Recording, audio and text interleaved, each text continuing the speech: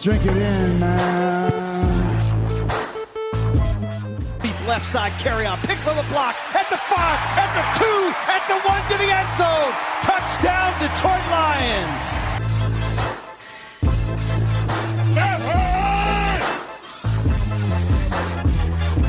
Drink it in, man. Get up, Stafford throws. It is end zone. Caught! Oh, baby, what a catch! Kenny Galladay, you're a freak! What a catch! Touchdown, Detroit Lions!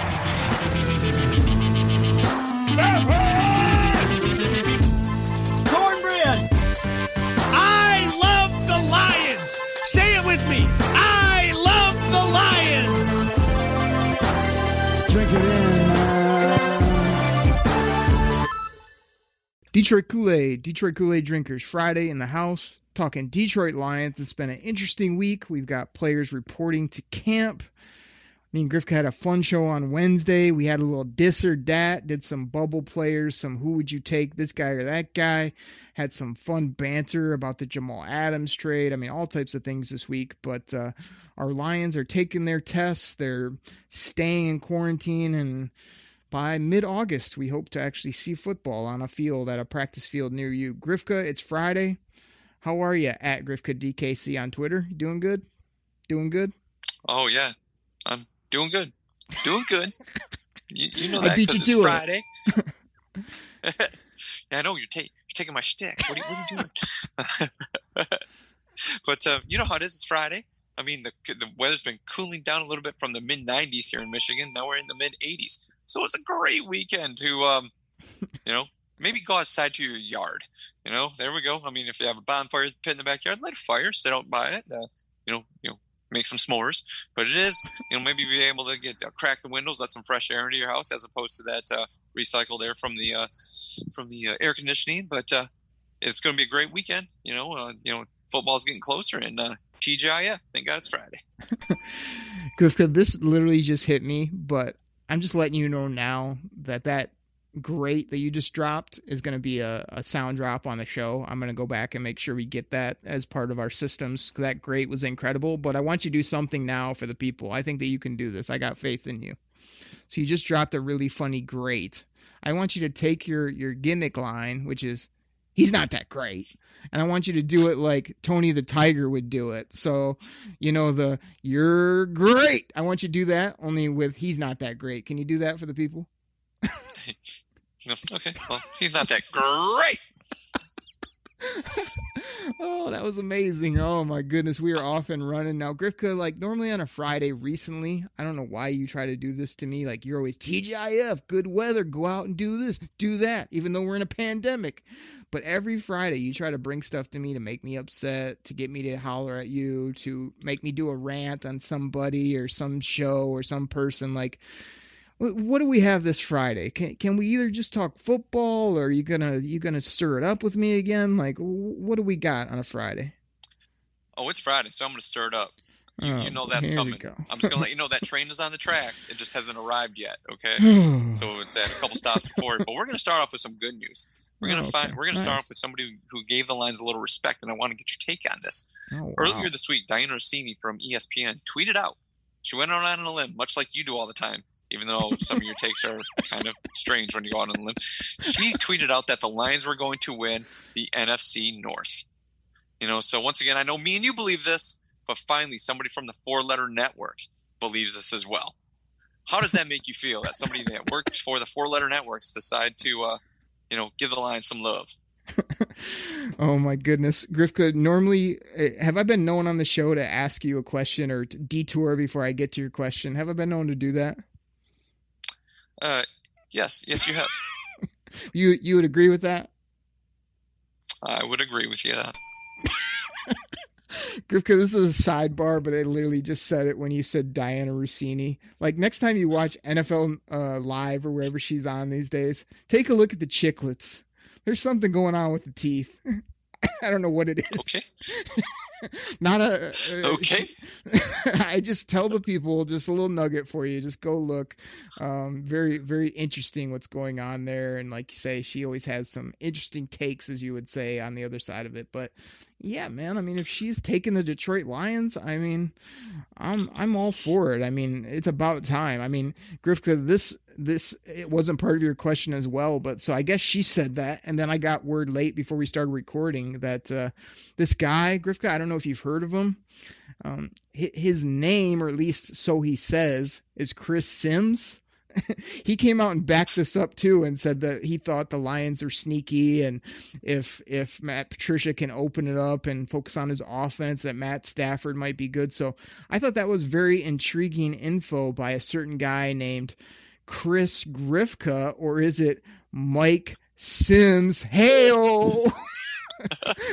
Everybody, like, if you saw Grifka in real life, he's Chris Sims's doppelganger. I swear. They've got the same type of hair, same type of build. They say okay after every word. They have pretty much horrible takes. They get fired up for no reason. They try to battle it out with each other's host.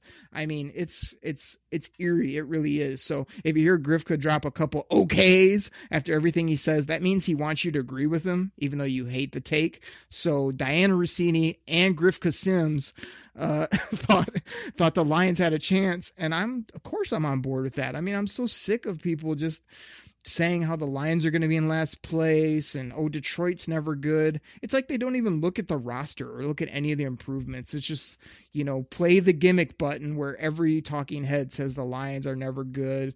They don't do anything right. They don't have a good team. Like, it's just ridiculous. It's the easy button for the media when they know nothing about our team. Has our record been good recently?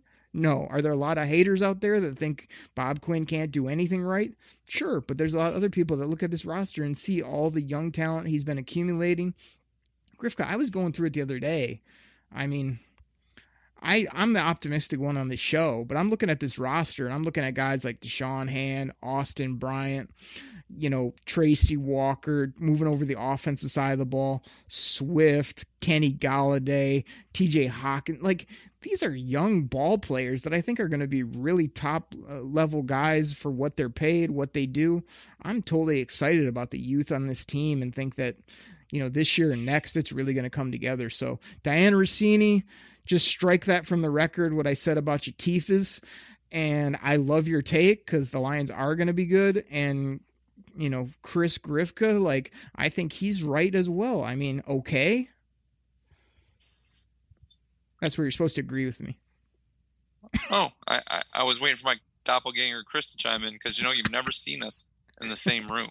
That Just is to let true. people know that. That is true. So, yes, I agree with you on that. There you go. I thought Chris, you here? No? Okay, he must have stepped out. So strange I'll answer for him. how that happens. I swear. Like, I don't know. We got to get to the bottom of this. Yeah, didn't you hear the door shut? So, okay, so that's it right there. Sunshine, what's right there? Joey Blue Skies out of the way, right there. Derek Sunshine. Here we go. Grifka, that was your best Eating question lots of ever. Don't mess it up now. Okay. So I was once again, somebody had to put a ranking of positions out there, and they ranked the Here we go. defensive front sevens for all the teams, and they kind of gave it like the first level, was like you're elite, but they didn't name it elite. They called it unstoppable. And then they did like above average and then below average. So I don't know why the first one's like unstoppable. When I think of unstoppable, I think of like the old, Pittsburgh Steelers steel curtain, the 85 Bears, that's what I think of. But who made the unstoppable? Of course, the Chicago Bears. I don't know who's ranking this, but they thought the Chicago Bears front seven was unstoppable. So obviously Khalil Mack and the six other stiffs that he freaking plays with, this guy's getting. I love Khalil Mack, but come on, man, really? I mean, Eddie Goldman, he's good, but let's face it, he's not a stud. Not to mention he just opted out, so he's not playing this year. So that means Khalil Mack and the five other stiffs who's ever there. They're unstoppable. But what else made me laugh was the Vikings and Packs. The Vikings and Packers, they were above average. They weren't even average. They were above average. These people, once again, they thought these guys were just like studs. I mean, we're talking Lombardi's Packers of the 60s. we're talking the old purple people eaters of the late 60s, early 70s, with like Carl Eller and Alan Page, and Jim Marshall, and Gary Zimmerman. Come on, really? They're obviously not realize this. But then, once again, they give the Lions were like below average. It's like, okay, so the Lions put 7 garbage cans out there. What? I mean, I'm looking at this and I saw this and I'm like, just drive me freaking bonkers. I mean, I had to do it there myself. I didn't even want you to play. I didn't even want you to play the clip because I had to let it out there myself. I mean, like, do these people even look at this? Or are they just kind of going off like, well, the Bears have got Khalil Mack, so they're obviously unstoppable. I mean, they're making this team defensive front seven sound like it's a freaking tidal wave. It's not, okay? And then the Packers and Vikings, they're above average. No, they're not. I mean, one gets a bunch of calls because the trophy's named after their coach, and the other one's the Vikings. Yeah, their defensive front seven decent, but they're not above average. And like Detroit, well, Detroit, they just suck, so they're below average because they're the Lions. So, okay, I got my rant out of the way because that just annoyed me. Do you have one, Derek, or you just want to sit back and laugh some more? I was going to say, was there a question anywhere in there, or was that just a Grifka question to himself so you could do what I thought was an entertaining Grifka rant? I thought Chris Sims was in the room. I was going to ask him, but he didn't stop back in, so I guess I had to throw it to you, Derek. Grifka, I would ask whoever that publication was. I'm pretty sure it was probably Lions 24/7. This would be my question to them. What the hell are you doing? Like, none of that makes sense. Like you say, I mean, Khalil Mack has nobody with him in Chicago. I mean, okay, I'm sure that you think because they were good 25 years ago that their defense is just always a stalwart. Now, I do have to, normally the people would like to hear me go on a crazy rant, but I have to flip the script on you because we get our what's handed to us every time we go to Minnesota by that defensive line. So they're doing something right over there. I mean, they've got some I don't know, some dogs on that front line, they have for a few years. But Grifka, like, the Green Bay Packers have the 2 Smith boys off the edge, and they played really well last year. So I do like some of their edge pressure and some of the things they have as well. But this to me, bring it back to the Lions is same old. Like, nobody has even seen Austin Bryant yet, so he gets absolute zero anything. Deshaun Hand barely played at all last year, so he's back to a absolute nothing to most people that know nothing about football. I mean, Trey Flowers, because he doesn't sack the quarterback every other play and talk junk and do the peanut butter and jelly dance after every time he gets a sack. He doesn't get much love, but he's out there making plays. So, I mean, the Detroit Lions have a sneaky defensive line. Hey, Grifka, you know why I'm so happy you brought this up? You want to know why? Yeah, I'm interested to know. I didn't even plan this, but you brought this up. I got to see if I can find this. I saw this again. I started at Instagram to help promote the show, which, again, as we joke about here on the show, it's me trying to put in work and reach more people while you sit back and sleep. But I'm trying to build this Instagram, and I was on there today. And you want to know what Danny Shelton's Instagram handle is, Grifka? Can I guess? Oh, I would love you to guess. DS Sackman. No, it's so much better than that. You want to hear this, Grifka? Okay. This is our other beast on the defensive line who's like 26. He probably weighs about 320 pounds. He plays the nose. He knows the system. He's was a first round pick. You want to know his Instagram handle? Yeah. What would it be? I'm _ Mr. _ Lava 71. I'm Mr. Lava 71. Is that incredible or what? That sounds like one of those things like when people tell you to like when you're on Google and you type in the first couple words and you let the computer do the rest of it for you. That kind of sounds like that. I think it sounds like a Shaggy song from about 15 years ago. I'm Mr. Lava. It's a Shaggy song. But I thought that was incredible. I saw it. I had to take a double take. I'm like, what does that say? Oh, wait, that's Danny Shelton? Holy cow, incredible. So I think that guy's going to be a beast. He has an incredible Instagram handle. He seems like a great guy. Like, I'm fired up for him. So I think we have an underrated defensive line group. we're never going to get any credit until we absolutely ball out like we did in 2010, 2011 with your boy Sue and some of those guys. Like, it's just an underrated unit, hardworking, got rid of the complainers, and now we're ready to play good football when it means stout in the run game, get after the quarterback a little bit, hold your gaps, all that type of stuff that Matt Patricia's groups do. And I think some of these changes between Shelton, you got Penasini, who I got to watch again doing some Pro Football Focus work. This is a stout big boy, man. He's a big guy in the middle. That's perfect backup or guy you can even put beside Shelton. Then you're looking at Trey, you're looking at Hand, you're looking at Austin Bryant, you're looking at Okwara, you're looking at bringing off linebackers off the edge like Collins and Okwara can almost be thought of as defensive line guys because the way they play football. So we'll see. Let's say that. I think a lot of the people you ranted about was justified, and I think the Lions are continually never going to get respect until they do it. But I wouldn't be surprised if in the next couple of years we have a pretty dominant, defensive line that isn't going to show up on the NFL program. That's for sure. I like your thoughts on that. I really do. So you kind of agree?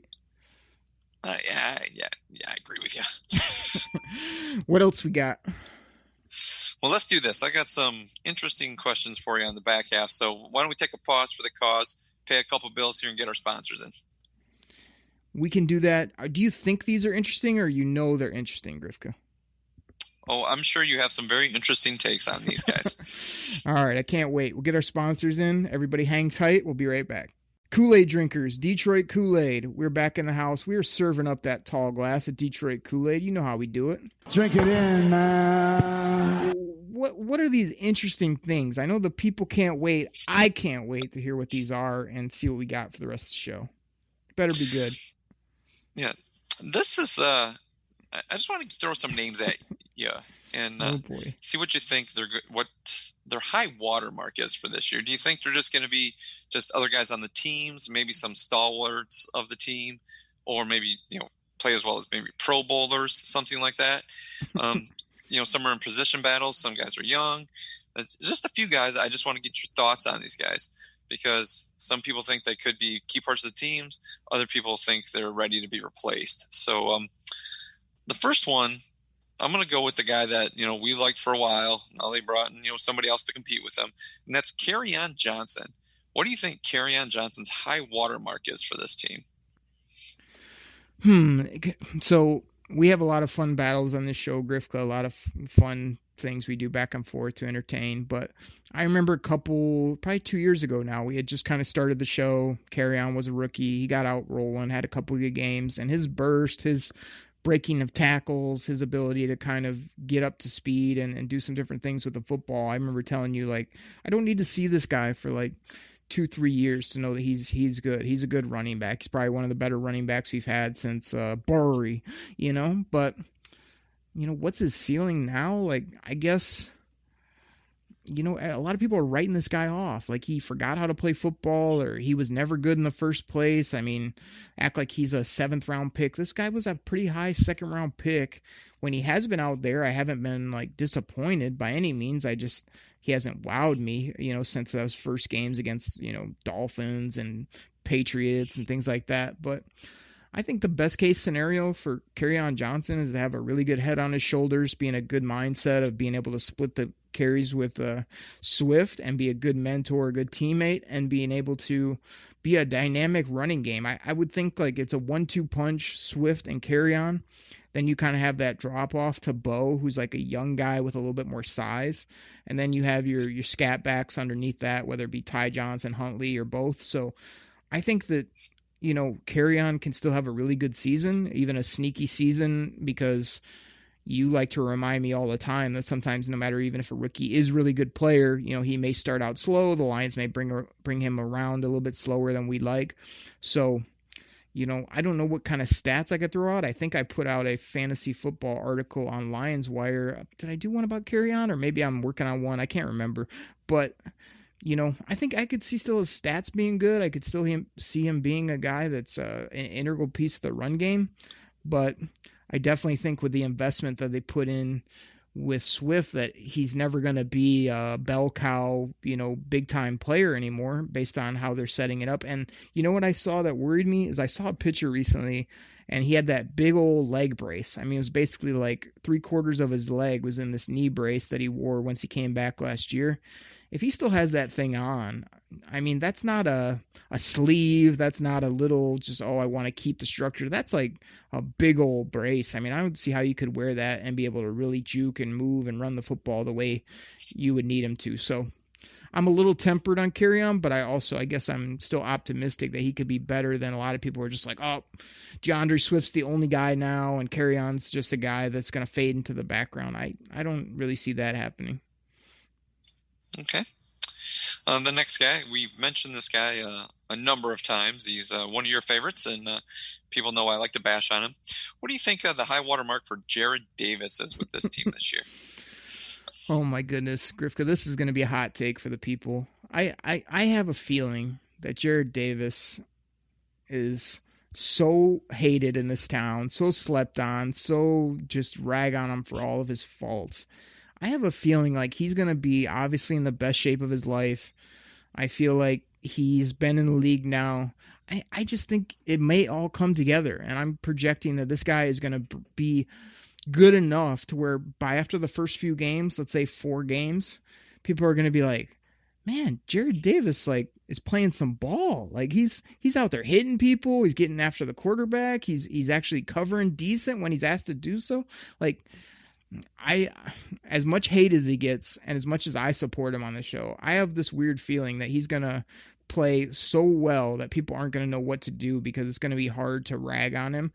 And my question is just, can he keep it up and can he, be that really integral linebacker that everybody thought he was 2 years ago? He was kind of like, yeah, this guy's out there every snap. He's in the middle of our defense. Now people don't even want him on the roster. I mean, I feel like he can still be a very productive linebacker that's out there more than he isn't. You know what I mean? So, yeah, that's my hot take is that Jared Davis, it's going to all click for him. And he's going to go from, let's just get rid of this guy to, oh my gosh, I think we have something here.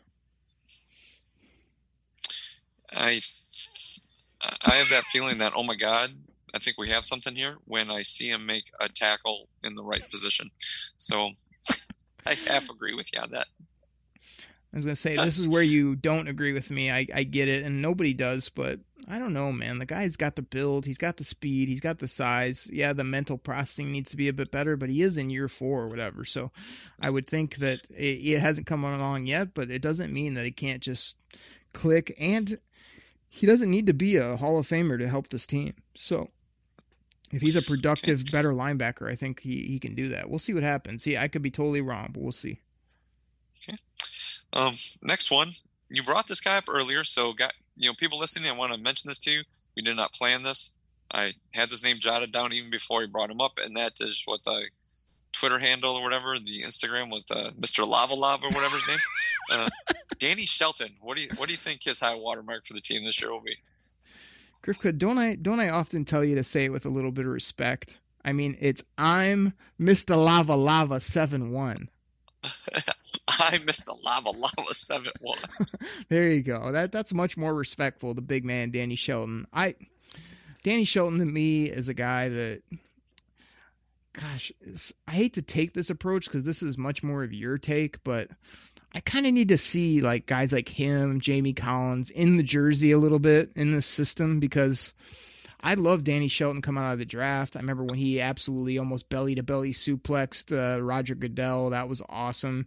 I felt like he was just this big athlete that you just don't find on planet Earth. And then he played horrible in Cleveland. He went and played really good in New England, and now he's here in Detroit.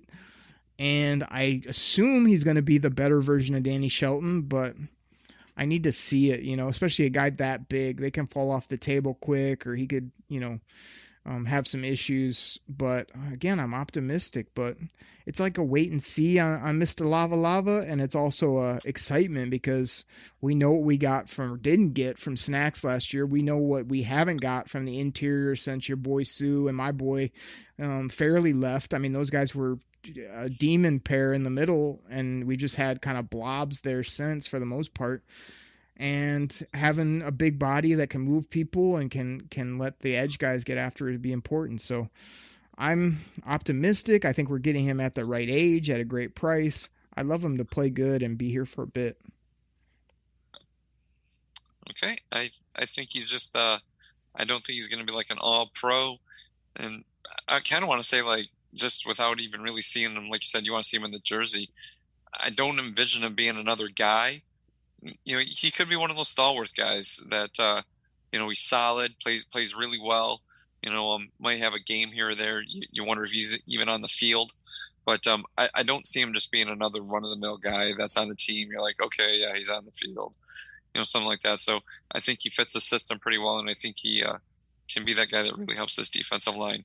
I just don't think he's going to be like one of those Pro Bowl type guys that when you look at him, makes our eyes pop, you know, like Sue or something like that. So can we get this together, though, before your next name, Griffith? There is a pretty big gap between, you know, horrible player and Pro Bowl Hall of Famer. Like, there's a really nice middle spot that's even higher than what you just said about Danny Shelton, which is like, you know, not only middle of the road, but really like good player on a 53-man roster that's never going to get any accolades. He's never going to be at the top of the stat sheet. You're not even going to notice him that much, like Taylor Decker at left tackle is most times. But it's going to do the job and be much more of a plus player than not. And that's what I always argue with about. It can't always be, well, I don't see him really as a Pro Bowler, or, oh, this guy is, you know, he's okay, but he doesn't ever wows me on Sundays. You don't have to have a team of people that wows you. You have to have really solid players, know their role, and do it properly. And Griff, I'm going to throw you a bone today. Can I do that on a Friday show? I'm going to do something just for you. This is a very rare thing on the show. Can I do this? Sure. I mean, if you want to put a little meat on that bone with like maybe some turkey or chicken, I would like that very much. And Chris Sims would like that as well. This is going to be one of those gigantic turkey legs for you. So I'm doing this. This is a one-time only. You only hear it on the Bizarro show or when I let a guest get away with it. Grifka missed a Lava 7-1 in his Instagram post, his most recent one. You want to know what he showed up to the facility with? Yeah, is it a nice car? I might have a lava lamp. I might have to edit this out later because I don't allow it. Grifka showed up in a Detroit Tigers jersey to the facility, so I thought you'd like that too. He's got to be your new favorite player. Go give him a follow on Twitter. I don't know what his Twitter handle is. I hope it's as cool as Mr. Lava 71. But everybody should go give him a follow. Grifka loves because there's a baseball part of the show which I've never allow, and I think this guy will be a good ball player. I can't wait to see him. I really hope so. Yeah, I mean, I'm hoping he turns out to be what Matt Patricia expects him to be and really helps out this defense. So next guy. Now, this guy's not really facing any competition, but he's growing into position, and a lot of people are thinking he's going to take a big jump, you know, even more than he did last year. How do you think Frank Ragnow is going to fare on the team this year? At what level of play? Grifka, I know you rarely give me a like or retweet, but I did put something on Twitter a while back about Ragnow, and I got some heat for it. I said, you know, Ragnow gets all these great ratings, and people talk about him about being this, you know, top center. But like when I go back and watch games, there's times where I see Frank Ragnow getting pushed backwards. I see him sort of getting off kilter. I don't see many plays where he's just burying people into the dirt, and people were like, yeah, but his ratings or his this or that great. And I was like, yeah, I'm not saying he's not good rated or, excuse me, a good football player. I'm saying when you're talking about his physicality, his road grading, or his nasty, I think is how I put it. I don't put him as a nasty football player, a beast in the middle of your offensive line, despite how good his ratings or his player profile is. People were just getting after me, and I was just like, I like Frank Ragnow. I remember supporting Frank Ragnow pick. I think he's a top probably 10 player on this team, but he definitely doesn't wow me on Sundays with what I see from my perspective or watching the TV feed.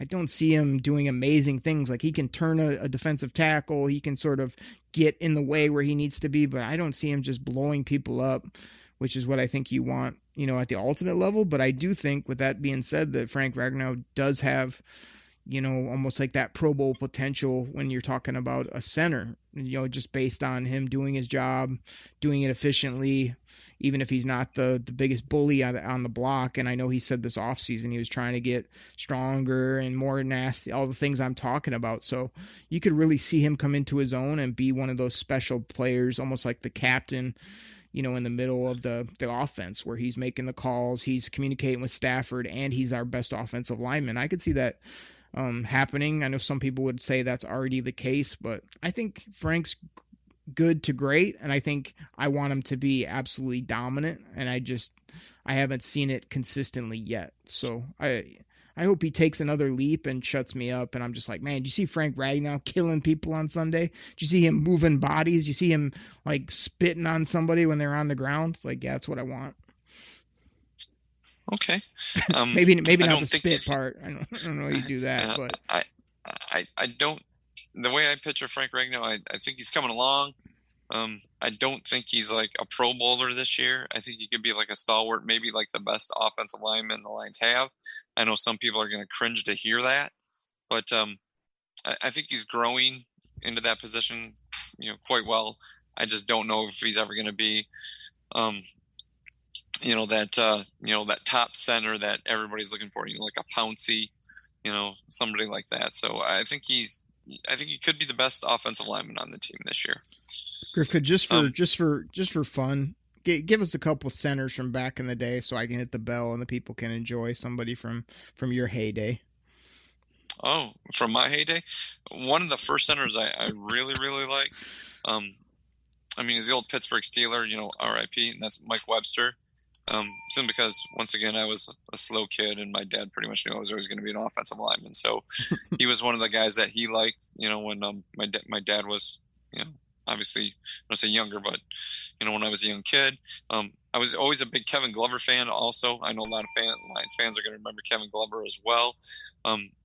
He's one of the guys out there.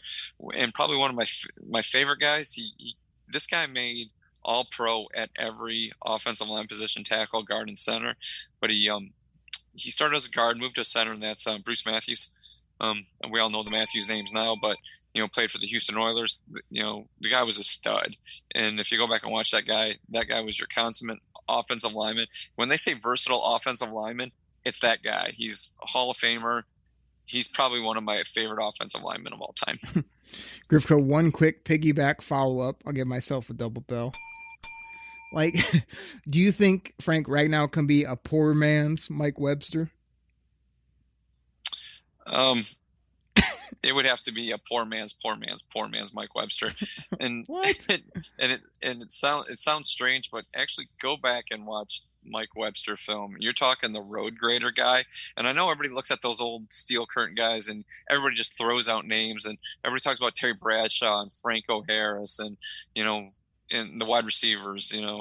It's just, go watch Mike Webster. A lot of young fans, if you're growing up learning how to be a center, that guy's tape is what you want to go watch. Like I said, rest in peace. We all know what happened to him, and the concussions and what happened to him. But really, just go watch his tape. That right there is, you want to talk respect, that guy, much respect to that man, so that's how I feel about him. That's one of those guys, if you're an offensive lineman and you ever had to play center at all, that's a guy you have much respect for. Yeah, we'll see. I think Frank Ragnow can actually be one of the better centers, and he's only, in year 3 now. So I think when you say the end of his career, he could actually be, one of those guys where, hey, in the, 20-ish era, I could see him being one of the top 5 guys people talk about for his ceiling. Okay. Let's do this one. Last one. Now, we kind of had a little bit of a disappointing season last year, a little up, a little down, but I think it weighs a little more towards the disappointing for what we thought he would be, and that's Justin Coleman. Oh, my God. You knew this was going to be an odd segment, Grifka, when you threw people at me and asked me what I think, because, again, I beefed on Coleman a little bit last year that he was up or down when he wasn't punching the football out, but he had a few good games, and why was he great, then horrible, then great again? I think this guy, it's going to depend on Okudah and Trufant. If both those guys are good, I could see Coleman being money in the slot, just being focused there and that being his role.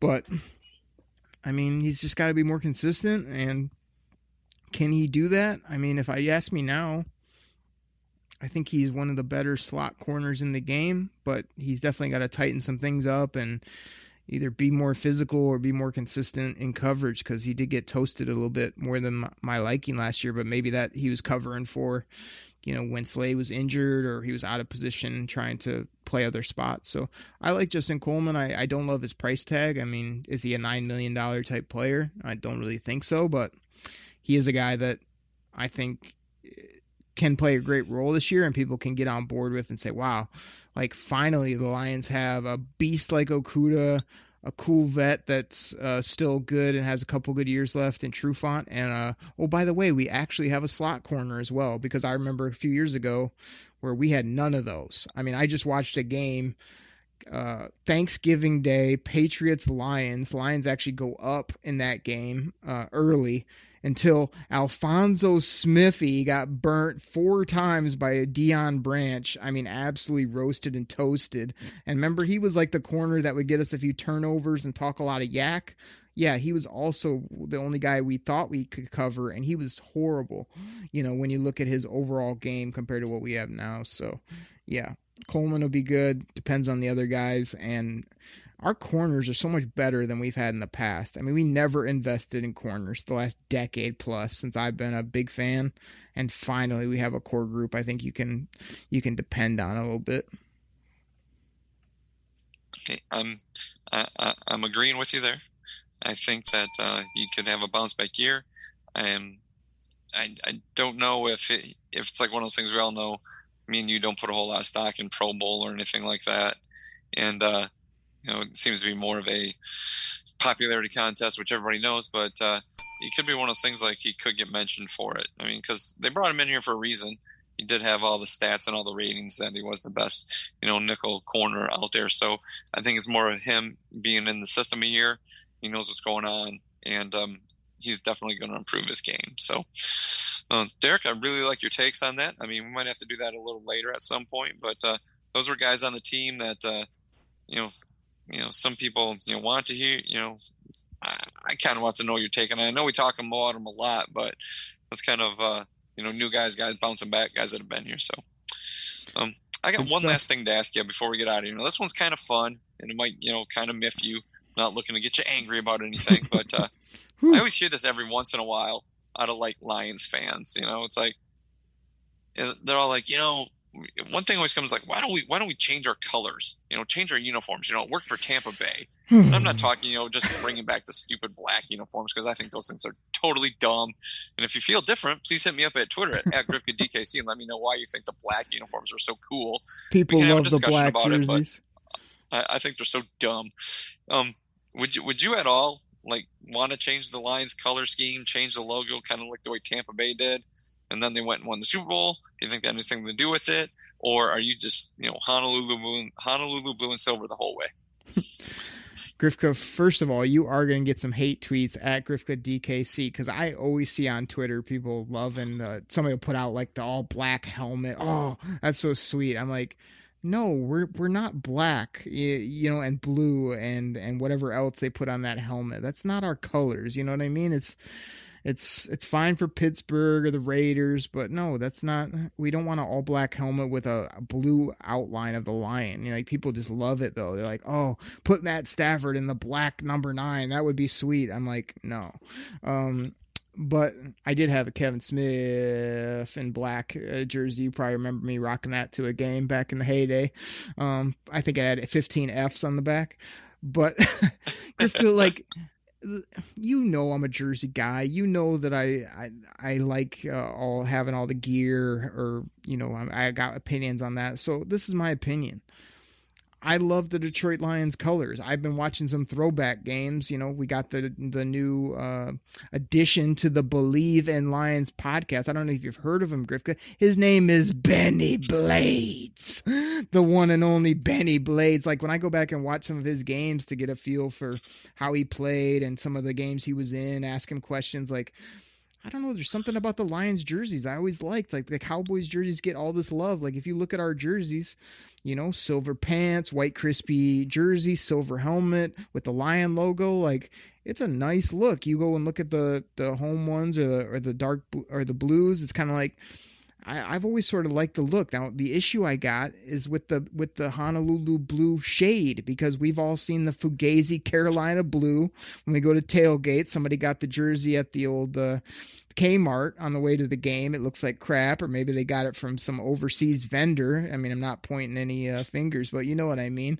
And then you just get all these different shades of the blue. Like I've always been more of a fan of the darker, I feel like a little bit of the darker blue more so than when you say the Honolulu, and when it's not all sweaty, it really looks kind of wimpy. I think our blue looks kind of wimpy, to be honest. If it was a little bit, I don't want to say royal, but you know what I mean. If it was more that, you'll see it sometimes. Remember when the logo at Ford Field was like that dark royal blue? Yet our jerseys were like what I like to call the aqua, almost like that aqua, really light, almost even a close to powder blue. So what I'm saying is, like, I love our jerseys. I just have always had an issue with the blue being so many different shades. It's like they can never get it right, or they try to stick to this Honolulu blue where it's like, well, why are we Honolulu blue? We have nothing to do with like West Coast, Hawaii. Like, I don't know where that came from, to be honest. I'm sure somebody could educate me, but the pure silver with a darker shade of blue would be my thing. No, we're never changed. We're not going to like,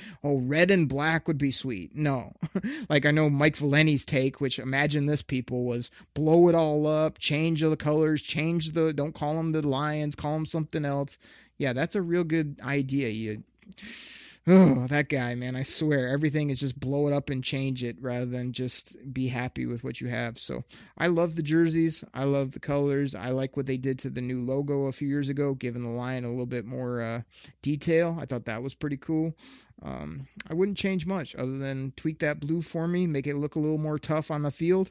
And thank goodness a few years ago, remember, got rid of those Nike jerseys where they had the multiple sweat stains that you would see after about 3 plays. Like at least now these new Nike ones they gave us just look like not only a more regular jersey, but they don't have those ab sweat stains and the love handle sweat stain and the back of the neck sweat stain that Matt Stafford always had rocking. So, I mean, they made some improvements, but just give me the silver, the blue, the Lion logo. Let's play football.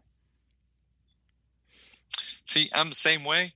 I hate when they're like, you hear all these companies, we got a new way. It'll help the team, perform better because it, like you said, it like wicks the sweat away better. But then they get like these odd spots on the jersey, or yeah. Like you see like at a local gas station, like this off blue. And it's just the numbers just not quite right. And it's just gosh, I love the Honolulu blue and silver, the only ones like that. I hate any black piping or trim or anything in that. Anything that puts like a splash of color in it. I hate when teams do that. It's like when you have a cool uniform, like 3 colors or like red, white, and yellow or something like that. It's like, oh no, we need to put like a hint of purple in there, to make somebody else want to. No, don't mess with it. And that's kind of the way I feel about it. Don't mess with the Lions jerseys. Just leave it with the black, or get rid of the black. Put the Honolulu blue, silver, white. I'm good with that. You don't need to be messing around. It's like, well, one year back in 1953, they wore red jerseys because this guy played at the University of Indiana. Don't care. I don't want a red jersey. I don't want the black jersey. I just no. I mean, fine. You want to do the third jersey of the chrome, as they call it, even though I know what chrome looks like, and chrome is very shiny. But those are just like take by you. Beat down gray. But if the Lions want a third jersey, just use the throwbacks with no logo on the helmet, the gray face mask, and those things are some of the smoothest throwbacks around. So use that as the third one. You don't have to use the color rush or whatever they call it. Just stay with the Honolulu blue and silver. Love those jerseys. I know we got to get out of here, but I got to do a mini rant, and I got to do something that's rare on the show. Totally agree with you. Great take on the chrome, horrible gray jerseys. Those need to go. Those are the worst. I think what'd you call them? A disappointing gray? Is that what you just said? Yes. Like they are horrible. But let me talk to Rod Wood for a second. Hey, Rod Wood, we know you listen to the show. We put you over a couple times. A lot of times we make fun of you because you're a bean counter in the corner office that doesn't know football, yet you show up to all the meetings. Rod Wood, get a little close to your cell phone or wherever you listen to this. Fix the throwbacks, Rod Wood. Why did you lighten them up? Why did you lighten up the gray? It almost looks like a white number. Go back to that dark blue, the dark gray, the darker helmets. Get it right. Don't mess with the throwbacks. Again, that's what they were wearing when they played that New England game that I watched. The New England was in their red throwbacks, which was cool. Tom Brady had long hair for some reason. I don't know. He's going through a crisis. I think at that point he had that and a big old beard. But they had the red old school Patriots, and we had the dark blue with like the just old school numbers. You know what I'm talking about? Those big block numbers with nothing around them. And those helmets were dark gray looking sharp. I mean, that's the way to go. So Rod Wood, get that fixed, please, because whatever designer thought, oh, let's just tweak the throwbacks. Let's make it more the Honolulu blue shade, kind of like that aqua light like you'd see when you're pouring out a glass of Mio or maybe some Detroit Koolaid. No, darken that sucker up and go back to the legit throwbacks that we wore for decades that were always sweet on Thanksgiving, and just don't mess with them. Never mess with them. Never change those. They're perfect how they are. Okay, ran over. What else? Are we done? Yeah, that was the last thing I had. All right, Grifka, good topics again. Got to give you your dap when you earn it. Some good stuff today. Fun to talk about those players. Obviously, when you throw players at me, I'm going to be on the optimistic side because I want everybody listening to the Detroit Koolaid Cast in the earshot of my voice to simply do this. Drink it in, man. Everybody, have a great week. Have a great weekend. I know Grifka tells you to go out and do all these things. Stay home. Wear a mask. Go out very limitly so we can limit your things, your functions, your stuff you're doing so we can get back to football, get back to normalcy. But you know what's going to be normal? Detroit Koolaid Cast twice a week. You can catch me on Believe, that's spelled BLEAV in Lions, on Thursday mornings with Benny Blades. And we'll be having all types of fun. The players are there. We're going to be talking football. And I think we're going to have a great season this year. So I'm looking forward to it. So drink it in. Take care, everybody. We'll catch you next week right here on the Detroit Koolaid Cast. For me, for Grifka, we're out. Pack the bag, start the plane.